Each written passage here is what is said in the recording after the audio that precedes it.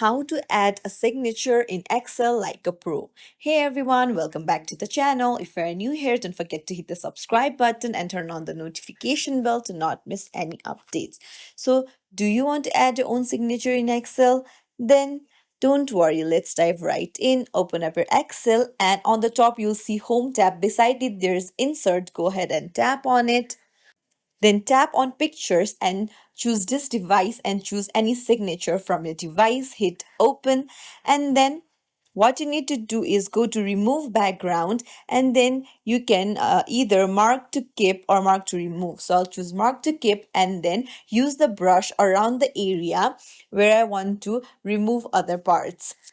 So just use the brush to keep the area, and once you've covered all the signature area, just hit the keep changes option on the top.